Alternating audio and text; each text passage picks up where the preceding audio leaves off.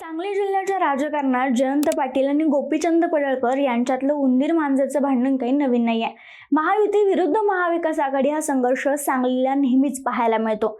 पण या संघर्षात गोपीचंद पडळकर यांनी स्वतःची स्वतंत्र आक्रमक भूमिका तयार केली आहे. पडळकर हे जयंत पाटलांना एकामागून एक धक्के देण्याचा प्रयत्न करत आहेत का असा प्रश्न उपस्थित होतोय. कारण बघा, जिल्हा परिषदेत जयंत पाटलांनी आपलं वर्चस्व कायम राखत पडळकरांना धक्का दिला, पण त्यानंतर लगेचच सांगली बाजार समितीचं त्रिभाजन करण्याचा निर्णय घेण्यात आला. यामुळे जयंत पाटलांना धक्का बसला. याच सोबत सदाभाऊ खोत यांच्या जोडीनं गोपीचंद पडळकर यांनी सांगली जिल्हा बँकेच्या चौकशीची मागणी केली होती. त्या चौकशीला स्थगिती मिळाली होती. परत आता ती स्थगिती मागे घेऊन चौकशीचा फास पुन्हा वळला जातोय. त्यामुळे जिल्हा बँका आता एक केवळ आर्थिक विषय राहिलेला नाहीये, तर तो राजकीय रणांगण बनलाय. आता पुढच्या 6 महिन्यात जिल्हा बँकेची निवडणूक लागण्याची शक्यता आहे. काही ठिकाणी प्रशासक लागू व्हावा यासाठी प्रयत्न सुरू असल्याच्या चर्चा आहेत. गोपीचंद पडळकर आणि सदाभाऊ खोत या दोघांची रणनीती पाहिली तर जयंत पाटलांच्या मजबूत सहकार नेटवर्कला हादरा देण्याचा प्रयत्न त्यांचा आहे हे स्पष्टपणे दिसतंय. तर दुसरीकडे जयंत पाटील आणि त्यांच्या कार्यकर्त्यांनी आतापासूनच मोर्चे बांधणीला सुरुवात केली आहे आणि पडळकर मात्र प्रशासकीय राज कसा लागू होईल यासाठी प्रयत्न करतायत. नेमकं सांगली जिल्हा बँकेत काय सुरू आहे, चला बोलूयात. नमस्कार, मी संजना कटुकटमध्ये आपलं स्वागत. 2021 साली महाविकास आघाडीचं सरकार जेव्हा राज्यात सत्तेत होतं तेव्हा सांगली जिल्हा बँकेची निवडणूक झाली. बँकेच्या 21 जागांपैकी 3 जागा बिनविरोध निवड झाली होती. त्यामुळे 18 जागांसाठी निवडणूक लढवली गेली. यातील बिनविरोध जागांवर विकास संस्थांमधून शिराळ्यातून मानसिंगराव नाईक हे राष्ट्रवादीतून, खानपूरमधून आमदार अनिल बाबर, तर शिवसेनेतून पलूस सोसायटी गटातून महेंद्र लाड, काँग्रेसमधून हे तिघेही बिनविरोध निवडून आले होते. सांगली जिल्हा मध्यवर्ती बँक निवडणुकात महाविकास आघाडीनं सहकार पॅनलच्या माध्यमातून 17 जागा मिळवून बँकेवर सत्ता स्थापन केली आणि या एकूण 21 जागांमध्ये राष्ट्रवादी 9, काँग्रेस 5, शिवसेना 3 आणि भाजप 4 जागांवर विजयी झालं होतं. राष्ट्रवादीचे आमदार मानसिंगराव नाईक यांच्या अध्यक्षपदी तर उपाध्यक्षपदी काँग्रेसच्या नेत्या जयश्रीताई पाटील यांची बिनविरोध निवड करण्यात आली होती.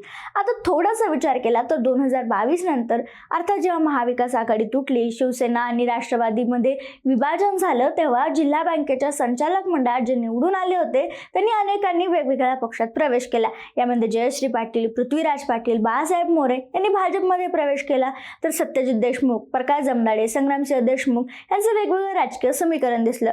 दुसरीकडे अमोल बाबर हे शिवसेने शिंदे गटात आहेत, तानाजी पाटील हे शिवसेनेच्या शिंदे गटात आहेत.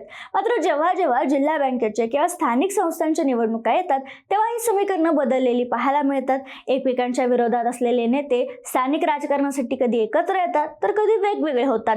दरम्यान सांगली जिल्हा बँकेवर अनेकदा गंभीर आरोप करण्यात आले. महाविकास आघाडी सरकारच्या काळात सुरू असलेल्या या चौकशीला तब्बल 3 वेळा स्थगिती देण्यात आली. विशेष म्हणजे महायुती सरकारच्या काळात ही 2 वेळा चौकशीला स्थगिती देण्यात आली होती. कर्ज वाटप, कार्यकाळातील अनियमितता, नोकर भरती, संगणक खरेदी अशा अनेक मुद्द्यांवर सांगली जिल्हा बँक कायम गैरव्यवहारामुळे चर्चेत राहिली. अशात गोपीचंद पडळकर यांनी सदाभाऊ खोत यांच्यासोबत मिळून जिल्हा बँकेतील आर्थिक गैरव्यवहाराची चौकशी करावी अशी मागणी केली होती. मध्यंतरी तिला स्थगिती मिळाली होती. आता पुन्हा चौकशी सुरू झाली. याबद्दलच बोलताना चौकशी अधिकारी बिपिन मुळे यांनी माहिती दिली. ते म्हणाले, जिल्हा बँकेची महाराष्ट्र सहकार कायद्यातील कलम 88 अंतर्गत चौकशी सुरू आहे. 6 मुद्द्यांवर ही चौकशी होणार असून मागील संचालक मंडळाच्या काळात झालेल्या अनियमित कारभाराची सहकार विभागानं तपासणी केली आहे. आता बघा, अजून एक महत्त्वाची गोष्ट म्हणजे 2024च्या विधानसभा निवडणुकीत जिल्हा बँकेतील अनेक संचालकांनी निवडणूक लढवली होती. मात्र त्यापैकी अनेकांना पराभव स्वीकारावा लागला. अमोल बाबर यांचा विजय झाला होता. मात्र मानसिंगराव नाईक, पृथ्वीराज पाटील, जयश्री पाटील, संजय काका पाटील यांचा विधानसभेच्या निवडणुकीत पराभव झाला होता. अशात आता नुकताच राज्य सरकारने एक महत्त्वाचा निर्णय घेतलाय.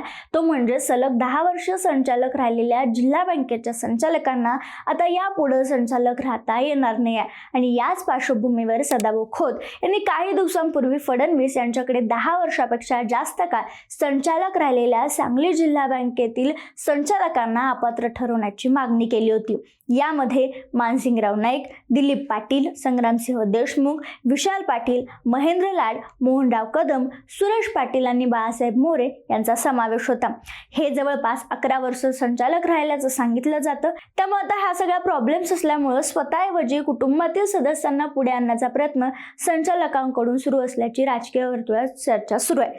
सध्या जिल्हा बँकेत या सगळ्या गोष्टी सुरू असताना आता एक मोठा प्रश्न समोर येतोय, तो म्हणजे जिल्हा बँकेची निवडणूक आणि त्याआधीच प्रशासक लागू होणार का?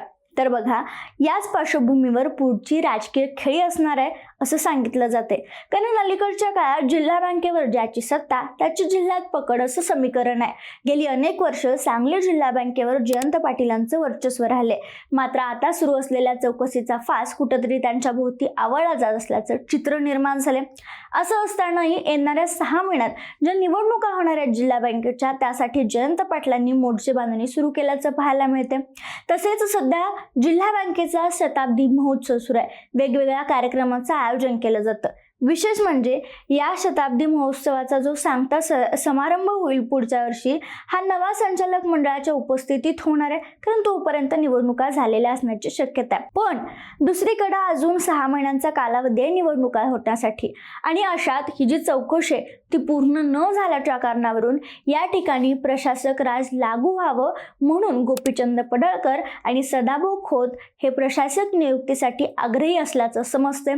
त्यामुळे जर वेळेत निवडणूक झाली नाही तर जिल्हा बँकेवर प्रशासक राज लागू होऊ शकतं आणि कोणत्याही सहकारी संस्थेवर प्रशासक बसवणं हे त्या संचालकांसाठी आणि नेत्यांसाठी मोठी डोकेदुखी ठरू शकते.